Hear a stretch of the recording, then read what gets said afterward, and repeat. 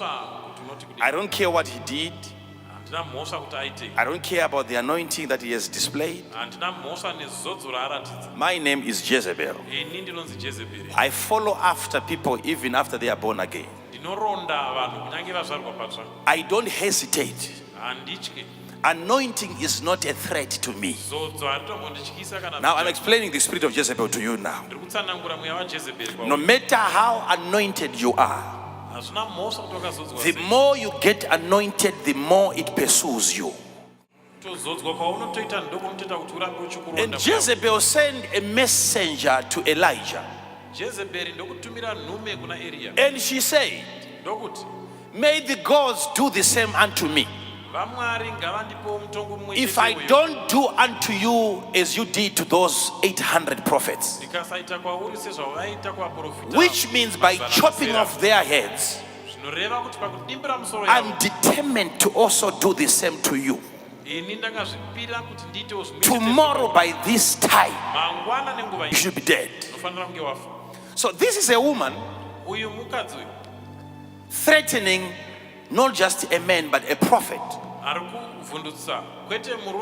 After Elijah had killed 800 other men, here comes a threat from a woman. And Elijah started running away. He's not running away from this woman, he's running away from the spirit of Jezebel.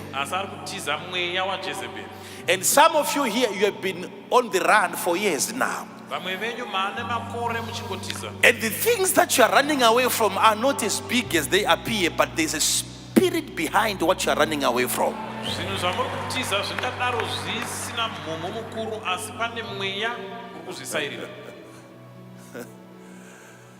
Elijah started running. Look at his direction. He's running towards the wilderness. He's running towards a desert place. He's running towards a dry place. This is the controlling spirit. When Jezebel is coming after you, the more you run away from Jezebel, the closer you get to the dry place and to the desert. A life of dryness, a life of scarcity, a life of lack, and a life of poverty. Running away from the spirit of Jezebel. Why is he running away from Jezebel? The man who is able to call down fire and consume the entire sacrifice, he should have done the same to this woman. But he realized that he wasn't dealing with a woman, he's dealing with a spirit that cannot be burnt with fire. So I want you to follow this now. Because she committed herself to kill Elijah. If you look at it, there was a time in the book of Malachi when God gave a prophetic word to the prophet Malachi. Chapter 4 verse number 5.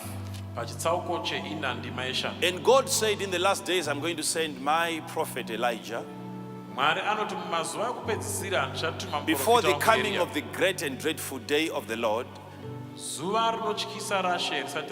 And his main reason of coming is to restore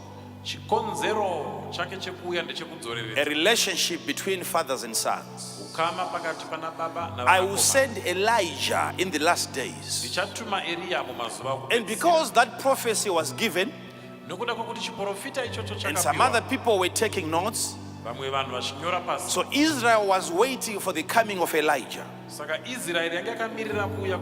But when Elijah finally came, they were not aware. They could not recognize him. That is why in Matthew chapter number 17, verses 10 to verse number 13. Matthew 17 verse 10 to 13. Coming down from the Mount of Transfiguration, After the disciples had seen Elijah and Moses talking to Jesus, they are now questioning Jesus about the coming of Elijah.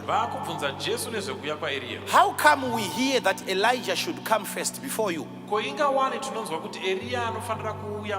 Where is he? And Jesus said, Elijah has already come.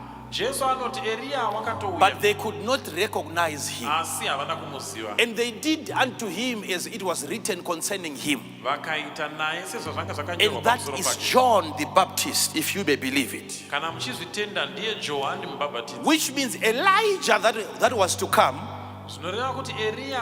he was not going to come as Elijah, he was to come as John the Baptist.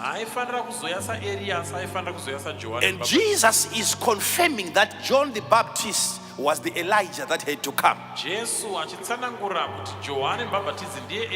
stop waiting for the coming of Elijah, because John has already come with the spirit of Elijah. Now I want you to follow something here. I want you to follow something here very interesting. And if you look at how John came and how John died in chapter 14 of the book of Matthew, after Herod had his party, and Herod said, I'm going to give anything to whosoever that shall come number one in terms of dancing here. Even up to half of my kingdom, I will give it to you. And there was a Herodias, his girlfriend, that he was about to marry. And it wasn't according to the laws of God and to the laws of the land. Herodias was Herod's brother's wife. And John the Baptist had tried to advise Herod never to marry Herodias. And Herodias was now aware that if there is any person stopping me from getting married, it is John the Baptist. And it so happened that Herodias' daughter came number one in the contest. And it was now time for her to ask for anything from the king. And she went back to her mother and she said, Mother, I have come number one. And what should I ask for? Is it money? Should I ask for horses? Should I ask for a property? And because of the grudge that was there between the mother and John, the mother said, I want you to go and ask for John's head. Let us have the head of John in a plate. He should be assassinated. The same John is the same Elijah, threatened by a woman. In the book of Kings, Jezebel had already promised Elijah that the same way you killed my prophets and you beheaded my prophets, I, Jezebel, I'm going to also do the same to you. But if you look at Elijah, he was never beheaded by Jezebel in the book of Kings. No. It was as if it was just a promise which was never fulfilled. And yet it was a promise that was made by a spirit. So Jezebel promised Elijah that she was going to kill Elijah. And she never killed Elijah. Waiting for a specific time. Here comes another woman, Herodias, with the same spirit of Jezebel, now coming after Elijah, who is now called John, and doing exactly as he did to the 800 prophets. So it is a spirit that was pursuing Elijah. It's no longer a person, it is a spirit. There is a spirit that wants you dead. There is a spirit that wants you dead.